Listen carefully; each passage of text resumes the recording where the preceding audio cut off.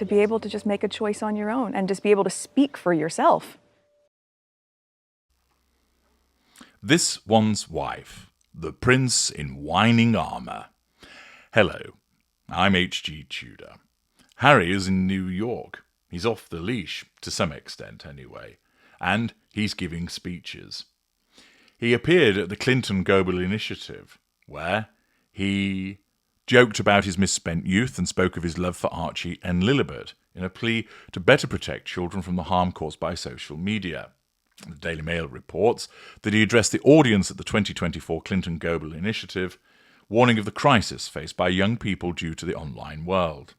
Harry walked onto the stage alone. Well done, Harry. And went straight into a speech about the dangers of social media and the pervasive threat that our online world poses to us, especially our children. He then poked fun at the antics in his own youth, which prompted laughter in the audience. Harry said, "Some say kids will be kids, and well, that may well be true. Kids may get into trouble. I know a thing or two about that. But our kids are being targeted. The harmful effects of social media are made by design."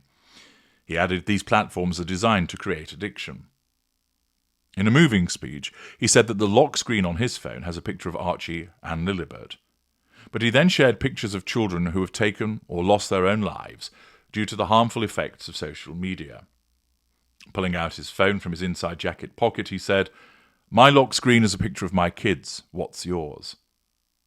Photos of young people shown as images on mobile phone lock screens appeared on the large screen behind him. The Duke said, "These children and thousands more meant the world to their families. Their beautiful faces you see before you, their smiles, their dreams, all lost, all too soon, and all because of social media." Harry said they were the inspiration for why his Archwell Foundation launched the Parent Network, a support network for parents of children affected by online harm. Harry said that through the Archwell Foundation Parents Network, they will campaign for more to support families of children who have lost their lives to online abuse and stop further tragedies. He began by saying good morning, to which someone in the audience responded by shouting the same, with Harry smiling and saying thank you. The Duke said, "I stand before you today to speak about the pervasive threat that our online world poses to us, especially our children. If we allow the status quo to remain in an age where our lives are intertwined with technology, we cannot afford to only see the online world as a space for profitability, competition, and rapid growth instead." He said that he and many other parents never grew up with a mobile phone and were struggling to understand the online world and help their children to navigate it. The Duke of Sussex, in a passionate speech, said, "These platforms are designed to create addiction. Young people are kept there by mindless, endless, numbing scrolling, being force-fed content that no child should ever be exposed to. I, like many of you, do not grow up with a phone. Young people today possess an incredible understanding of technology that older generations may struggle to grasp." He went on, "Our laws and regulations are different, state to state, country to country. We may have different backgrounds, viewpoints, beliefs, and even access to the internet itself. But the one thing that we can universally agree on is the safety of our children. So why do the leaders of these insanely powerful social media companies still refuse to change? Why are we holding them to the lowest ethical standards?" In a seeming nod to his antics in younger days, which prompted laughter in the audience, Harry said, "Some say kids will be kids, and well, that may be true. Kids may get into trouble. I know a thing or two about that. But our kids are being targeted. The harmful effects of social media are made by design." Thus, that's what Harry had to tell us all in relation to his appearance at the Clinton Global Initiative. It's hardly groundbreaking stuff, but also you would be hard-pressed to necessarily disagree with what he stated there. It's all rather straightforward, and he said it all before. But this presents two significant problems for Harry.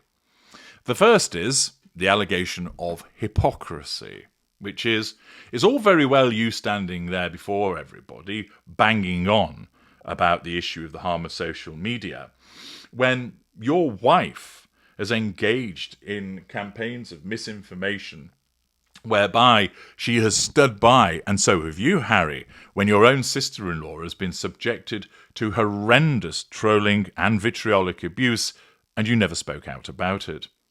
For a supposed advocate that supports countering online harm, you did nothing.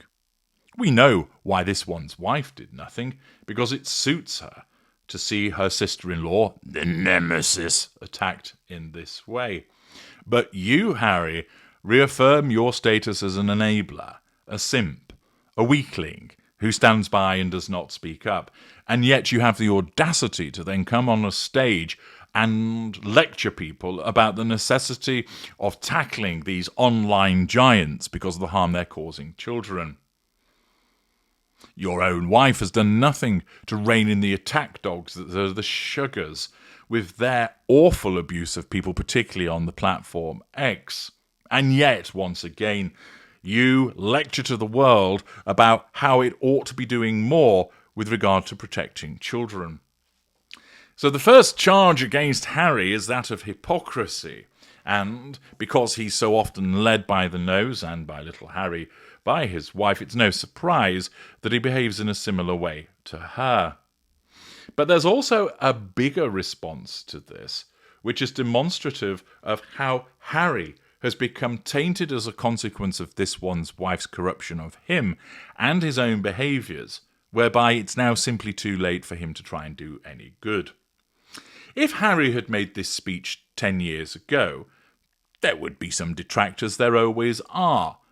But I would wager that the majority of people would think, well, he's trying to do some good, and that makes sense. And yeah, he's right, social media needs to be reined in. We need to do something about it. Now, his message is lost. Why? Because of the way that he and his wife have behaved. She as a narcissist, and him as an individual that has been affected and influenced by that narcissist, exacerbating his own narcissistic traits, is such that people don't focus so much on what he has to say, but focus on the fact that, oh, here he comes again, the prince in his whinging armour, complaining about something, complaining about his lot in life, whether it's the fact that he didn't get as many sausages as his brother, or the fact that his brother, he broke my necklace, or that his family haven't been very nice to him, or that people haven't been nice to his wife, even though she deserves much of the treatment that she receives as a consequence of her own behaviour. Oh no, he pops on that breastplate of complaints, his greaves of victimhood, and pulls together his whinging armour. And the result of all of this is that people now just simply see him, and rather than actually consider what he has to say, in terms of, no, that's quite sensible, I might get behind that message, they criticise him. They criticise him because they've had enough of this prince in the whinging armour. They criticise him because they've had enough of his behaviour. They simply now see Harry as a talentless has-been who has no authority to lecture anybody. Don't believe me? Listen to some of these comments that come from below the line. Grady 1 from Germany. In other words, he has no idea of what he's talking about. Weak Word Button from London. This is actually about his and his wife's relentless drive for online censorship of criticism levelled at them. It's all self-serving. They are using grieving parents and vulnerable kids as a vehicle for it. Daffy from Cardiff. I wonder what this man-child has done to be placed in a position where he talks about restrictions of freedom of speech hidden under the banner of caring. Pink Crush from Poole in the United Kingdom. Royal-style engagement.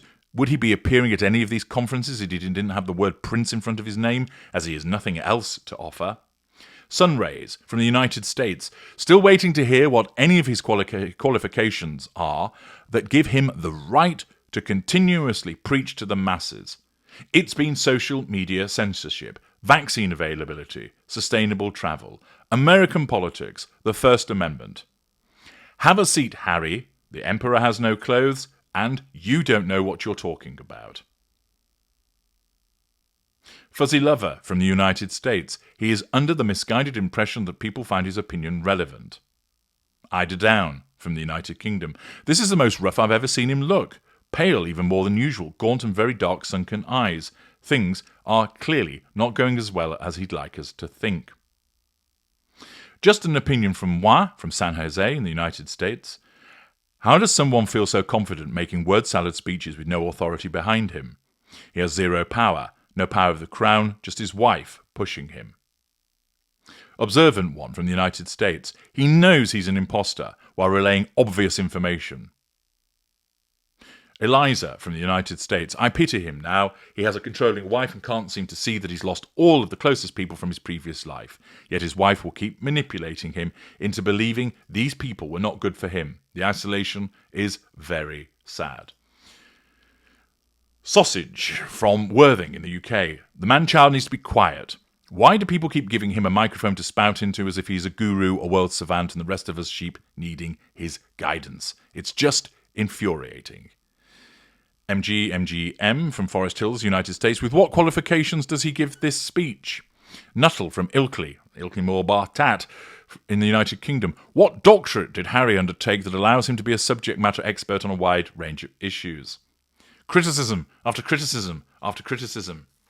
And this is because people are sick of his whinging, sick of his pontificating, sick of his hypocrisy.